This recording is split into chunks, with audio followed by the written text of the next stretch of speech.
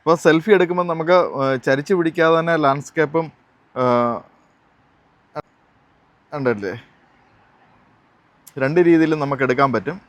Hi friends, അപ്പം 17 Pro Max unbox ചെയ്യുന്ന video already ഇട്ട് കഴിഞ്ഞു. അത് കഴിഞ്ഞ് ഞാൻ പറഞ്ഞിരുന്നു 2 ആഴ്ച ഉപയോഗിച്ച് കഴിഞ്ഞ് ഇതിൻ്റെ ഫുൾ ലെങ്ത് വീഡിയോ വേറെ വരുന്നുണ്ട്. അതിന് മുമ്പായിട്ടൊരു ചെറിയൊരു വീഡിയോ ചെയ്തു എന്നുള്ളതേ ഉള്ളൂ. ഇത് 2 ആഴ്ചയായിട്ട് ഉപയോഗിക്കുന്നു. പലരും പറയുന്നു ഇതിന് സ്ക്രാച്ച് വീഴുന്നുണ്ടെന്നൊക്കെ. ഞാൻ 2 ആഴ്ചയായിട്ട് കേസ് ഇടാതെയാണ് ഉപയോഗിച്ചത്. ഇതിന് എൻ്റെ നെയിൽസൊക്കെ നല്ല ഷാർപ്പാണ്. എന്നിട്ട് അതൊന്നും കൊണ്ടിട്ടും ഇതിനൊരു പോറൽ പോലും ഏറ്റിട്ടില്ല. പിന്നെ ഇതിൻ്റെ ക്യാമറ ബേസ് വന്നു കഴിഞ്ഞാൽ ഈ മോഡലിന് ഇതിലെ ഒരു ആൻറ്റിന ബേസ് പോകുന്നുണ്ടെന്നാണ് അവർ അവകാശപ്പെടുന്നത്. ഏതായാലും ഇതിന് സിഗ്നൽ കൂടുതൽ കിട്ടുന്നതായിട്ട് എനിക്ക് ഫീൽ ചെയ്യുന്നുണ്ട്. സിഗ്നൽ ഇല്ലാത്ത സ്ഥലത്ത് ചെന്നിട്ട് പോലും നമുക്ക് സിഗ്നൽ കിട്ടുന്നതായിട്ട് ഫീൽ ചെയ്യുന്നുണ്ട്.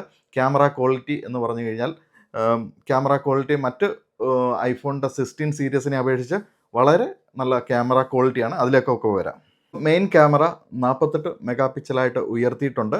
അതുപോലെ സെൽഫി ക്യാമറ 18 MP ആയിട്ടും ഉയർത്തിയിട്ടുണ്ട്. സെൽഫി ക്യാമറ ഒക്കെ ഒരു രക്ഷയുമില്ല. അതിനെക്കൊട്ടൊക്കെ നമുക്ക് പുറത്ത് നിന്ന് ഫോട്ടോ എടുത്തിട്ട് അതൊക്കെ ഒന്നുകൂടെ ഞാൻ വിവരിച്ച് തരാവുന്നതാണ്. അപ്പം ബിൽഡ് ക്വാളിറ്റി എന്ന് പറഞ്ഞു കഴിഞ്ഞാൽ ഒരു രക്ഷയുമില്ല. കാണുമ്പോൾ തന്നെ നമുക്കൊരു അഭിമാനം തോന്നുന്ന ഒരു ക്വാളിറ്റിയാണ് ഇതിന് ഈ പ്രാവശ്യം അവർ കൊടുത്തിരിക്കുന്നത്. മറ്റ് പ്രോ മാക്സിനെയോ കഴിഞ്ഞ വർഷത്തെ 16 സീരീസിനെയും 15 സീരീസിനെയും ഒക്കെ അപേക്ഷിച്ച് ബിൽഡ് ക്വാളിറ്റിയിൽ അവർ ടൈറ്റാനിയം മാറി അത് അലൂമിനിയം ആക്കിയിട്ടുണ്ട്. അലൂമിനിയം ആക്കിയപ്പോൾ തന്നെ അതിനൊരു വേറൊരു വ്യത്യസ്തത വന്നിട്ടുണ്ട്. അതിൻ്റെ ഷാർപ്പ്നെസ് മാറി. ഇതിപ്പം എന്ത് തന്നെ ആയാലും നമ്മൾ കവർ ഉപയോഗിക്കുന്നവരാണ് എല്ലാവരും. അപ്പോൾ ഇതൊന്നും വിഷയമല്ല, എങ്കിലും അത് ചൂണ്ടിക്കാണിച്ചു എന്ന് മാത്രമേ ഉള്ളൂ. അപ്പോൾ ഏതായാലും 2013 തൊട്ട് ഞാൻ ഐഫോണാണ് ഉപയോഗിക്കുന്നത്. സാധാരണഗതിയിൽ ആദ്യകാലങ്ങളിലൊന്നും ഞാൻ കേസൊന്നും ഇടാറില്ലായിരുന്നു. എന്തായാലും ഇതിന് സ്ക്രാച്ച് വീഴുമോ ഒന്നും വേണ്ട, നമുക്കൊരു കേസ് ഇട്ട് ഇനി ഉപയോഗിക്കാം. ഓക്കെ, ഇപ്പം 18 മെഗാ പിക്സൽ സെൽഫി ക്യാമറ എന്ന് പറഞ്ഞാൽ നല്ല അടിപൊളിയായിട്ടാണ് എനിക്ക് ഫീൽ ചെയ്യുന്നത്.